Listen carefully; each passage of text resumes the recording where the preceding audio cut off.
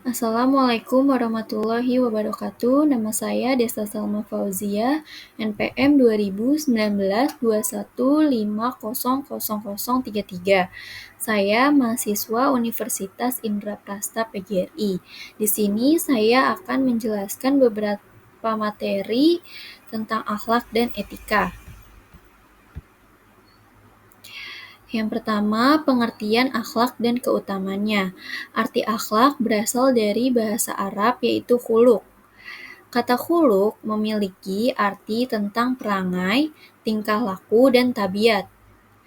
Pengertian akhlak adalah suatu keadaan yang melekat pada jiwa manusia. Dapat dikatakan juga sifat yang tertanam di dalam diri seorang manusia, yang bisa mengeluarkan sesuatu dengan senang dan mudah tanpa adanya suatu pemikiran dan paksaan. Jika keadaan tersebut melahirkan perbuatan yang baik dan terpuji, menurut pandangan akal dan hukum Islam disebut akhlak yang baik. Jika perbuatan-perbuatan yang timbul tidak baik, itu dinamakan akhlak yang buruk.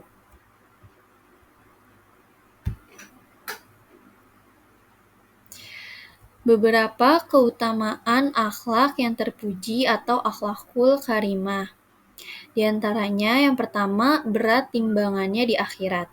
Seseorang yang memiliki akhlak terpuji disebutkan dalam hadis bahwa ia akan memiliki timbangan yang berat kelak di hari akhir atau kiamat, di mana semua amal manusia akan ditimbang.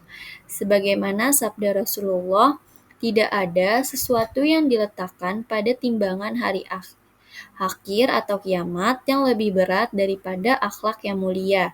Dan sesungguhnya orang yang berakhlak mulia bisa mencapai derajat orang yang berpuasa dan sholat. Hadis riwayat Tirmizi. Yang kedua, ada dicintai Rasul. Rasul diutus tidak lain adalah untuk menyempurnakan akhlak manusia di dunia. Dan tentu saja Rasul sendiri mencintai manusia yang memiliki akhlak yang baik. Yang ketiga, memiliki kedudukan yang tinggi. Seseorang yang memiliki akhlak dan budi pekerti yang mulia memiliki kedudukan yang tinggi di akhirat kelak. Yang keempat, dijamin rumah di surga. Memiliki akhlak yang mulia sangat penting bagi seorang muslim dan keutamaan memiliki akhlak mulia sangatlah besar.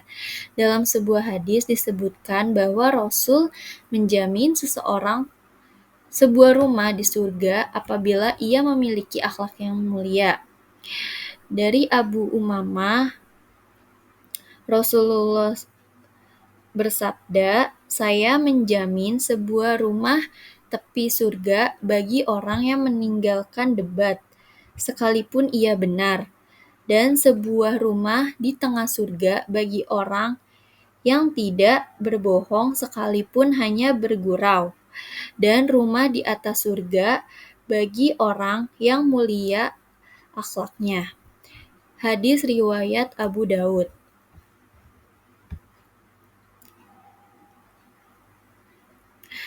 Yang kedua, adab atau etika belajar dalam Islam. Berikut adab belajar dalam Islam. Yang pertama, meluruskan niat ikhlas belajar untuk menuntut ilmu agar lebih dekat dengan Allah. Kedua, membaca doa sebelum memulai belajar agar Allah memudahkan kita untuk memahami semua yang dipelajari. Yang ketiga, menyimak dengan khidmat penjelasan guru dan tidak memotong penjelasan tersebut kecuali diizinkan. Yang keempat, hindari menggunakan atau membawa pulang barang milik orang lain tanpa izin. Yang kelima, perhatikan nasihat dari guru dan diamalkan. Yang keenam, menghormati dan menghargai guru. Yang ketujuh, patuh dan sopan santun kepada guru. Yang kedelapan, disiplin ketika sedang belajar. Yang kesembilan, tidak terpengaruh orang lain atau tidak tergoda dengan aktivitas lain. Yang kesepuluh, tidak mudah putus asa. Dan yang kesebelas, membaca doa setelah usai belajar.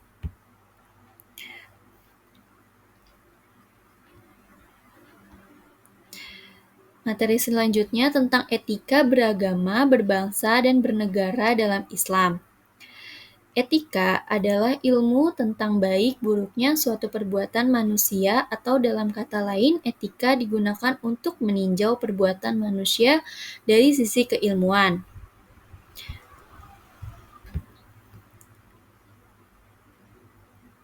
Terdapat 3 etika seorang muslim dalam kehidupan berbangsa dan bernegara, yaitu menegakkan keadilan dan kebenaran, menjunjung tinggi nilai-nilai kemanusiaan, dan mewujudkan kemaslahatan umat.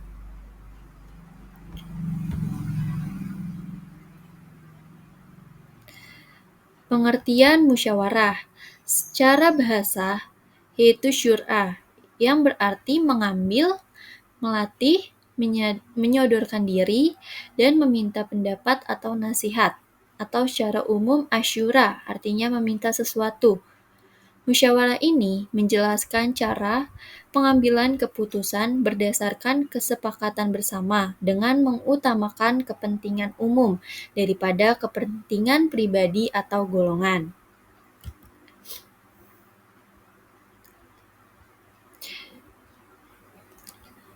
Ada etika berdemokrasi dalam Islam. Etika sikap menjunjung tinggi nilai etika dalam berdemokrasi adalah hal mulia.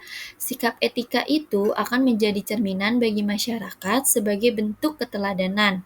Karenanya, menjaga etika merupakan hal penting dalam demokrasi. Nah, demokrasi ini tidak hanya bertujuan untuk menciptakan kebebasan mengeluarkan pendapat, melainkan perlu mempertimbangkan nilai-nilai kemanusiaan. Etika harus jadi pedoman dan orientasi dalam pengambilan keputusan, kegiatan, dan tindak manusia dalam menjalani demokrasi. Nah, memahami pentingnya etika berdemokrasi dapat mencegah terjadinya fenomena tersesat di jalan demokrasi. Itu etika dalam demokrasi juga bisa menghindari perpecahan yang banyak mendatangkan kerugian. Terdapat firman Allah Subhanahu wa Ta'ala, "Dan berpeganglah kamu semuanya kepada tali agama Allah, dan janganlah kamu bercerai-berai. Dan ingatlah akan nikmat Allah kepadamu ketika dahulu, pada masa jahiliyah, bermusuh-musuhan, maka Allah mempersatukan hatimu, lalu menjadilah kamu karena nikmat Allah orang-orang yang bersaudara." Surat Ali Imran ayat 103. Terima kasih, sekian penjelasan materi dari saya. Wassalamualaikum warahmatullahi wabarakatuh.